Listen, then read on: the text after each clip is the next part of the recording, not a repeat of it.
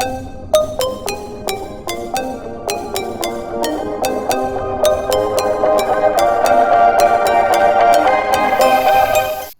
നമ്മൾ തയ്യാറാക്കാൻ പോകുന്നത് എളുപ്പത്തിൽ ഉണ്ടാക്കാവുന്ന ഒരു ചിക്കൻ ബിരിയാണിയാണ്. നമുക്ക് റെസിപ്പിയിലേക്ക് പോകാവേ. നമുക്ക് ആദ്യം മാരിനേറ്റ് ചെയ്യാനുള്ളതിലേക്ക് പോകാം. എന്തൊക്കെയാണ് ചേർക്കുന്നതെന്ന് നോക്കാവേ. 2 സ്പൂണ് മുളക് പൊടി.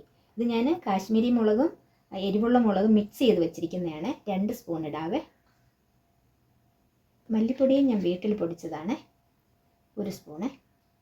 ഇനി മഞ്ഞൾപ്പൊടി ഇടാവേ. മഞ്ഞൾപ്പൊടി 1/2 സ്പൂൺ മതിയേ. വീട്ടിൽ പൊടിച്ച ഗരം മസാലയാണ്. അത് നമുക്ക് ആവശ്യത്തിന് ഒരു അളവ് തോന്നുന്ന രീതിയിൽ ഇട്ടാൽ മതി. സ്പൂണിൽ അത്രയും ഇട്ടാൽ അത് ചിലപ്പോൾ കൂടിപ്പോവേ. ഇനി ഇതിലേക്ക് നമുക്ക് 1 ടീസ്പൂൺ അല്ല, ടേബിൾ സ്പൂണാണ് ഒഴിക്കേണ്ടത്. ഇതൊരു കപ്പ് ഒഴിക്കുന്നവരും ഉണ്ട്. ഞങ്ങൾക്ക് ഇവിടെ ഒത്തിരി തൈര് ഇഷ്ടമില്ലാത്ത കാരണം 1 ടേബിൾ സ്പൂണിൻ്റെ തൈര് ഒഴിച്ച് നമുക്ക് നന്നായിട്ടൊന്ന് മിക്സ് ചെയ്യാവേ. ഇനി ഇത് നമുക്ക് അരമണിക്കൂർ റെസ്റ്റ് ചെയ്യാൻ വയ്ക്കാം. ഞാൻ അരമണിക്കൂറാണ് വെക്കുന്നത്. കുറച്ചും കൂടെ കൂടുതൽ സമയം വെക്കുന്നത് നല്ലതാണ്. ഇപ്പോൾ ഇവിടെ ഒരു 3 സവാള, ഞാൻ ചെറിയ സവാള ആയതുകൊണ്ടാണ് 3 എടുത്തത്. വലുതാണെങ്കിൽ 2 ആയാലും മതിയേ. നല്ല കനം കുറച്ച് അരിയണം. നമുക്കത് വറുത്തെടുക്കാൻ വേണ്ടിയാണ്. നമുക്കിവിടെ ഒരു വലിയ തക്കാളിയും കൂടെ കുഞ്ഞായിട്ട് അരിഞ്ഞെടുക്കാവേ.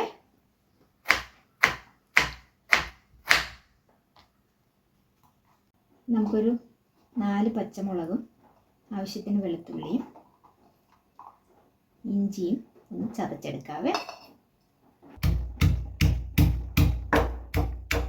Gas on ആക്കാവേ. കുക്കറിലാണ് നമ്മളിത് റെഡിയാക്കുന്നത്. അപ്പോൾ കുക്കർ ചൂടായിട്ടുണ്ട്. അതിലേക്ക് നമ്മൾ 1 ടേബിൾ സ്പൂണ് നെയ്യ് ചേർക്കുന്നുണ്ട്. അതിലേക്ക് കുറച്ച് ഓയിലും കൂടെ ചേർക്കാവേ.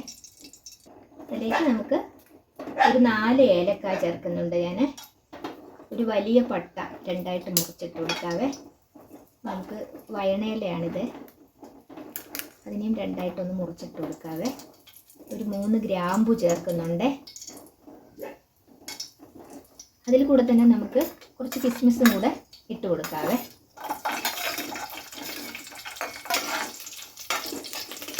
ഇതിലേക്ക് തന്നെ നമ്മൾ ചെറുതായിട്ട് അരിഞ്ഞു വെച്ചിരിക്കുന്ന സവാള ചേർത്ത് കൊടുക്കുവാണ്.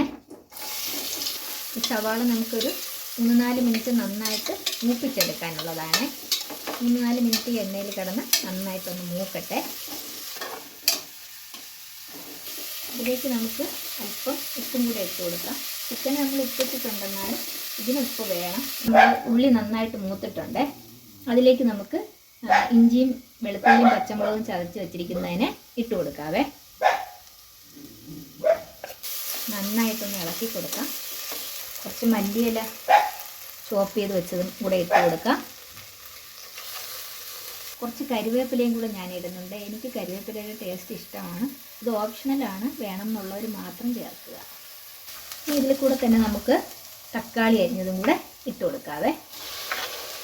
ഇതെല്ലാം ഇനി ഒന്ന് ചെറുതായിട്ട് വഴണ്ട് കഴിഞ്ഞിട്ട് വേണം ബാക്കി ചേർക്കാൻ.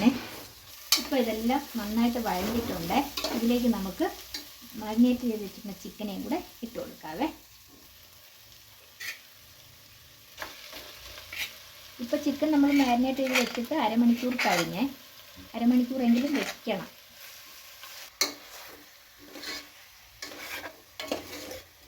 ഇതിലേക്ക് നമുക്ക് വെള്ളം ഒഴിച്ചു കൊടുക്കാവേ. ഇനി ഇത് ഞാനിതിൽ 1.5 കപ്പ് അരിയാണ് ഇടുന്നത്, അതുകൊണ്ട് 2 കപ്പ് വെള്ളമാണ് ഒഴിക്കുന്നത്. ഇതിലേക്ക് നമുക്ക് അരി ഇട്ട് കൊടുക്കാവേ. ഇത് ഞാൻ കഴുകിയിട്ടൊന്ന് കുതിരാൻ വെച്ച അരിയാണ്. വെന്ത് വരാൻ വേണ്ടി അങ്ങനെ ചെയ്യുന്നത് നല്ലതായിരിക്കും കേട്ടോ.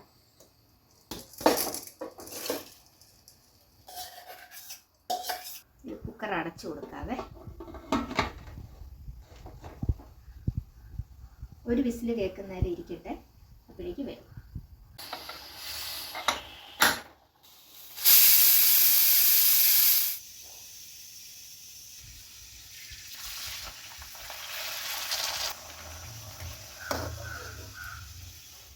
അപ്പോൾ ഇത് വെന്തിട്ടുണ്ട്. നമുക്ക് തുറന്ന് നോക്കാവേ.